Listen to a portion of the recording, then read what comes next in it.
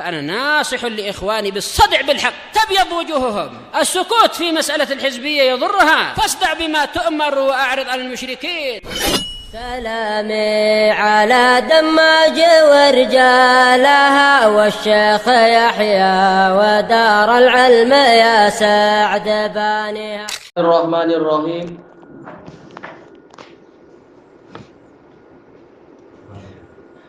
Qala al-Imam Abdul Ghani Al-Maqdisi rahimahullahu taala, babun fi inkari syafa'ati fil hudud.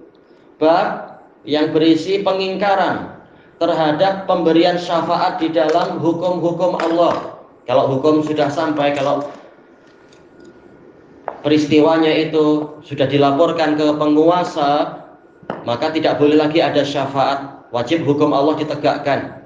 Ya, kalau pintu syafaat dibuka, maka apa? Maka akan orang bermudah-mudah untuk membatalkan hukum Allah dengan cara merasuah sebanyak-banyaknya atau menekan penguasa. Oh, ini yang memberikan syafaat tokoh besar, jangan berikan hukum, jangan tegakkan hukum pada dia. Dia anak Syekh Kabilah, atau dia anak presiden, atau dia anak orang alim dan sebagainya. Tidak ada. Semua hukum sama.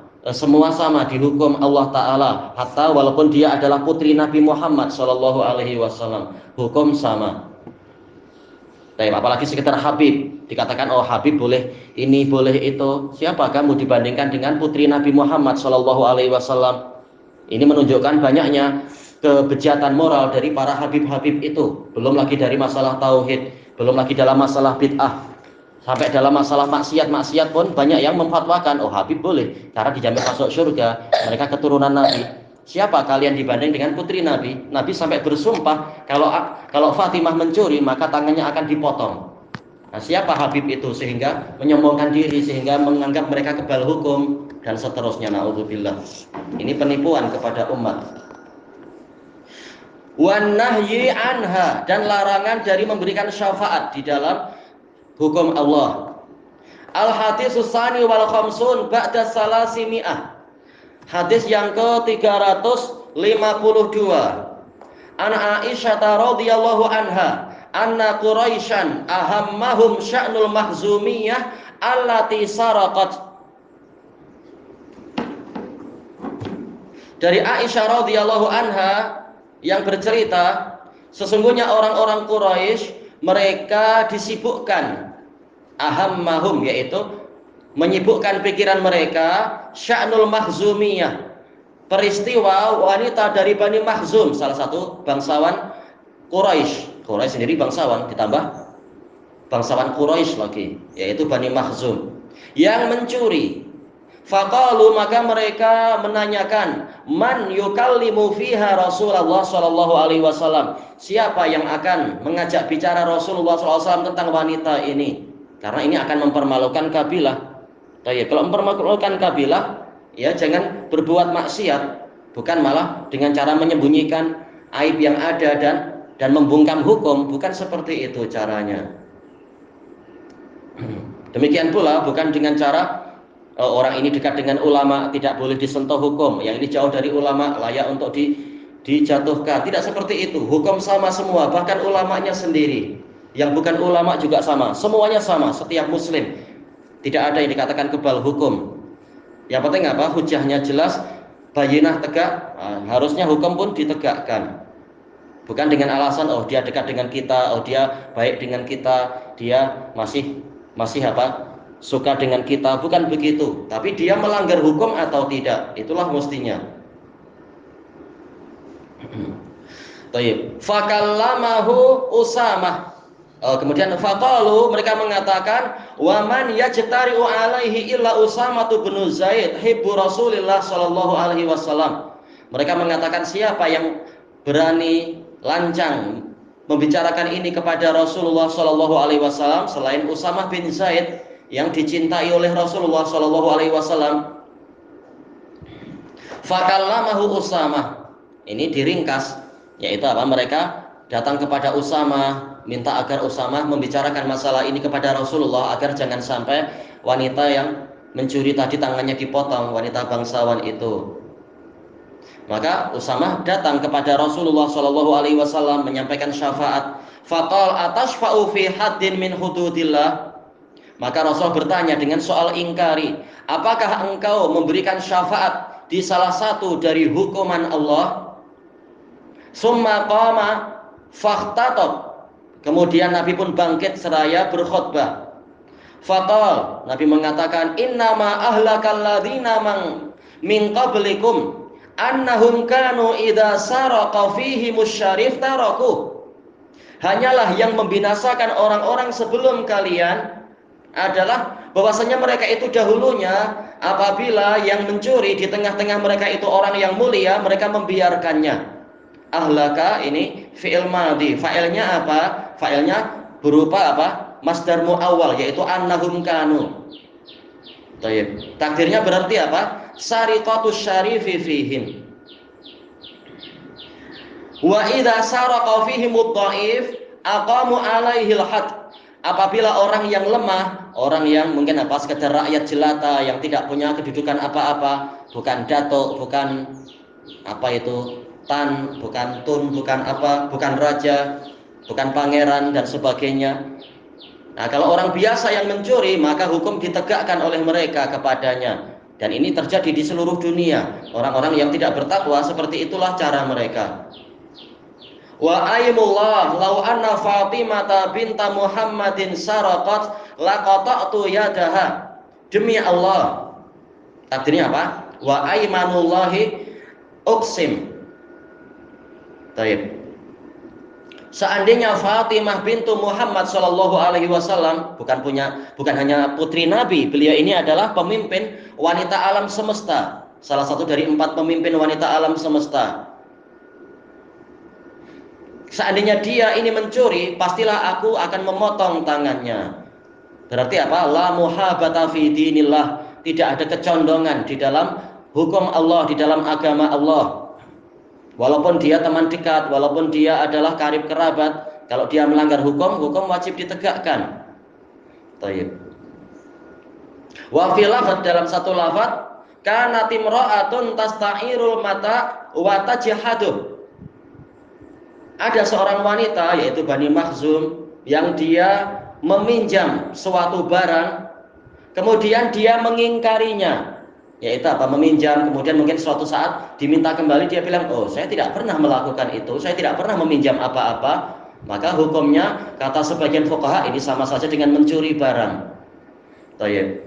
Fa'amaran Nabiyyu sallallahu alaihi wasallam biqata'i yadiha. Maka Nabi sallallahu alaihi wasallam memerintahkan agar tangannya dipotong. Kenapa sekedar barang begitu sampai tangan dipotong? Kenapa demi sekedar barang begitu engkau rela melanggar hukum Allah sampai mencuri? Kenapa tidak bekerja dengan baik atau minta pada Allah atau hutang baik-baik dan sebagainya? Kenapa mencuri barang orang lain? Baik. Hukum Allah wajib ditegakkan. Nah, kalau tidak ingin terkena hukum Allah, ya jangan berbuat maksiat.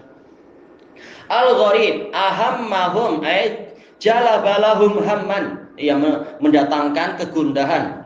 Au sayyarahum zawi ham, menjadikan mereka itu orang yang mengalami kegundahan. Al-Makhzumiyah, siapa namanya? Hiya Fatimatu bintul Aswad ibni Abdil Asad bintu akhi Abi Salamah. Ya, mereka semua dari Bani Makhzum. Namanya Fatimah juga. Jadi Rasulullah menegaskan hukum sama. Bukan sekedar Fatimah bintul Aswad, walaupun bintu Rasulullah, tetap dia akan dipotong kalau mencuri. Jadi hukum itu sama, tidak pandang bulu. Baik. Wa Banu Makhzum ahadu afkhadhi Quraisy, salah satu dari keluarga Quraisy. Wa hum min asyrafi tilkal qabilati syarifah. Mereka termasuk dari para bangsawan dari kabilah yang mulia tadi. Quraisy, kabilah mulia, ini bangsawannya. Fayusammunahum raihanata Quraisy. Orang-orang menamakan Makhzum, Bani Makhzum itu adalah wewangiannya Quraisy. Baik. Kemudian man yukallim man yashfa'u fiha bitarki qat'iyatiha. Maknanya adalah siapa yang mau memberikan syafaat untuk wanita ini agar tangannya tidak jadi dipotong. Yang keempat, hibbu Rasulillah bi kasril ha'i mahbubuh wazan. Fi'lun bermakna apa? Maf'ulun. Yang kelima, wa aimullah bi fathil hamzah wa kasriha. Boleh? Boleh berarti apa? Wa aimullah wa dhammil mim. Wa huwa ismun mufrad walidha fa inna hamzatahu hamzatu qata', ya, aimu. Yang lain mengatakan aimanu. Wa i'rabuhu huna innahu marfu'un bil ibtida'. Khabaruhu mahdhuf taqdiruhu qasami atau apa? Aqsamtu boleh juga. Au yamini. Aimullah yamini. Al makna ijmali, makna secara global, kana timra'atun min Bani Makhzum tasta'irul mata'a minan nas. Ada seorang wanita dari Bani Makhzum yang meminjam barang dari orang-orang ikhtialan untuk membuat tipu daya. Pandai pinjam tapi tidak pandai, tapi memang tidak mau mengembalikan. Kalau tidak pandai tetapi ada usaha yang seperti ini, dimaafkan dan diberi kelonggaran lagi. Summata jahaduh, kemudian wanita ini mengingkari bahwasanya dia pernah meminjam barang itu. Fasta'arat marratan huliyan. Kemudian suatu ketika dia meminjam suatu perhiasan, menunjukkan dia memang apa berkali-kali melakukan macam itu. Sekarang mengalami lagi, dia meminjam suatu perhiasan, fajahadathu, kemudian dia mengingkari itu. Fawujida indaha, kemudian perhiasan tadi didapatkan memang ada di tempat dia. Fabalagha amruha an-nabiyya sallallahu alaihi wasallam. Kemudian peristiwa wanita ini, kes dia itu sampai kepada Nabi, yaitu dilaporkan kepada waliul amr. Kalau belum dilaporkan, boleh saling memberikan syafaat. Masalahnya diselesaikan secara kekeluargaan, tidak masalah. Tapi ini sudah sampai ke penguasa. Penguasa wajib menegakkan hukum Allah, karena mereka khalifah di bumi. Mestinya apa? Diwajibkan untuk menegakkan hukum Allah. Fa'azama ala tanfidhi haddillahi ta'ala. Maka Nabi bertekad untuk melaksanakan hukum Allah Ta'ala biqat'iyyatiha, dengan memotong tangannya. Wa kanat dzata syaraf, sementara wanita ini memiliki kemuliaan. Ya, bangsawan. Ya, bangsawan tidak maksum. Ada aja bangsawan yang justru suka mencuri, suka korupsi, banyak aja. Semuanya tidak maksum. Wa min usratin ariqatin fi Quraisy. Dari keluarga yang sangat mendalam kedudukannya di Quraisy. Fahtammat Quraisyun biha, maka orang Quraisy gundah dengan situasi wanita ini, membuat malu bangsawan kalau peristiwanya akan ketahuan tangannya dipotong. Wa bihadzal hukmil ladzi sayunafadhu fiha, mereka gundah dengan hukum yang akan ditegakkan pada wanita ini. Wa tasyawaru, mereka saling bermusyawarah fi man yaj'alunahu wasitatan ila Nabi sallallahu alaihi wasallam, tentang siapa yang akan mereka jadikan sebagai perantara untuk menghadap kepada Nabi sallallahu alaihi wasallam, liyukallimah, untuk mengajak bicara Nabi fi khalasiha, demi kebebasan wanita tadi. Falam yarau aula min Usamah bin Zaid, maka mereka tidak melihat ada yang lebih layak melakukan itu daripada Usamah bin Zaid radhiyallahu anhuma. Fa innahu al-muqarrabul mahbubul Nabi sallallahu alaihi wasallam, karena dia adalah orang yang didekatkan dan dicintai oleh Nabi sallallahu alaihi wasallam. Fakallamahu Usamah, maka Usamah mengajak bicara Nabi. Fa ghadiba minhu sallallahu alaihi wasallam, maka Nabi sallallahu alaihi wasallam marah kepadanya. Jadi walaupun ini orang dekat, kalau ada kesalahan dimarahi. Kalau dimarahi harusnya introspeksi, bukan malah jadi krek langsung pergi atau apa. Seakan-akan apa? Kedudukan saya tak layak untuk kena marah. Na'udzubillah. Orang yang dicintai Nabi aja berhak kena marah. Kalau memang layak dipandang oleh orang yang berilmu layak kena marah. Dimarah bukan berarti ditahdir. Wa qala lahu munkiran alaih, Nabi bertanya kepadanya dengan mengingkarinya, atasfa'u fi haddin min hududillah, apakah engkau memberikan syafaat untuk membatalkan salah satu dari hukum-hukum Allah? Summa qama khatiban finnas, kemudian beliau bangkit berkhutbah di tengah-tengah umat manusia, liyubayyina lahum khuturata mithli hadhihi syafa'ah, untuk menerangkan pada mereka bahayanya syafaat yang seperti ini. Ia menyebabkan hukum Allah terbengkalai, menyebabkan hukum Allah jadi tersia-sia. Akhirnya makin banyak orang yang berani mencuri, berani korupsi, berani berbuat maksiat dan seterusnya, karena hukum bisa diselesaikan dengan syafaat. Na'udzubillah. Allati ta'attala biha hududullah, yang dengan itu, dengan sebab syafaat, maka hukum-hukum Allah menjadi terbengkalai. Wali annal mawdu'a yahumul katsira minhum, dan juga karena masalah ini menggundahkan mereka semua, maka Nabi pun berkhutbah menjelaskan hukum yang benar seperti apa. Ternyata semuanya sama, bangsawan atau bukan bangsawan, hukumnya sama. Fa'akhbarahum anna sababa halaki man qablana, maka Nabi mengkhabarkan kepada mereka bahwasanya sebab binasanya orang sebelum kita, fi dinihim wa fi dunyahum, di dalam agama mereka dan dunia mereka, annahum yuqimunal hududa 'ala du'afa'i wal fuqara, mereka menegakkan hukum-hukum pada orang-orang yang lemah dan para fuqara, wa yatrukunal aqwiya wal aghniya, dan mereka membiarkan orang-orang yang kuat dan orang-orang kaya. Fata'ummu fihim al-fawda, maka kekacauan pun meluas meliputi mereka semua. Ya, karena undang-undang dari Allah itu mendatangkan ketentraman dan kepastian. Adapun kalau hukum itu berat sebelah, double standard, sudah kacau segalanya. Jadi yang membuat kacau adalah yang double standard, yang tidak menegakkan hukum tapi berat sebelah, yang dekat dilindungi, yang jauh diinjak. Itulah yang membuat kekacauan, bukan yang berusaha menegakkan hukum. Wa yantashiru syarru wal fasad, keburukan dan kerusakan menjadi tersebar. Fayahiqu alaihim ghadabullahi wa iqabuh, sehingga menjadi pastilah atas mereka kemurkaan Allah dan hukumannya.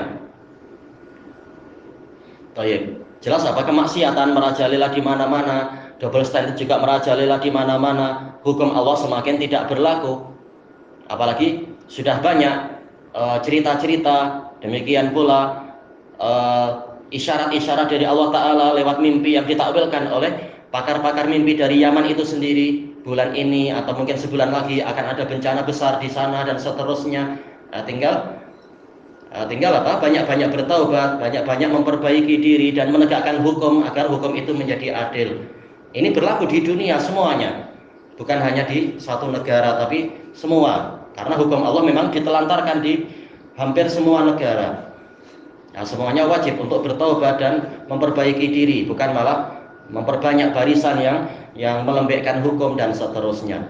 Summa aqsama sallallahu alaihi wasallam wa huwa shadiqul masduq. Kemudian Nabi sallallahu alaihi wasallam bersumpah, dan beliau adalah orang yang jujur dan diakui kejujurannya. Law waqa'a hadzal fi'lu min sayyidati nisa'il alamin ibnatihi Fatimah, seandainya perbuatan tadi terjadi dari pemimpin wanita alam semesta, putri beliau sendiri yaitu Fatimah, a'adahallahu min dzalik, Allah melindungi dia dari itu. La nafadha fiha hukmallahi ta'ala, niscaya Nabi sallallahu alaihi wasallam akan menerapkan hukum Allah Ta'ala kepadanya. Tayyib, ilahuna wallahu a'lam. Ini menunjukkan bahwasanya kalau waliul amr tegas, waliul amr tidak berat sebelah, maka orang-orang yang dipimpinnya pun percaya pada dia, merasa tenang dan takut kepada Allah Ta'ala, takut dirinya melanggar syariat. Tetapi kalau waliul amrnya sendiri tidak tegas, waliul amrnya berat sebelah, maka memang akan terjadi ketidakpercayaan semakin meluas di mana-mana. Baik, ilahuna wallahu a'lam. Subhanakallahumma wa bihamdika la ilaha illa anta astaghfiruka wa atubu ilaik. Walhamdulillahirabbil alamin. Jazakumullahu khairan.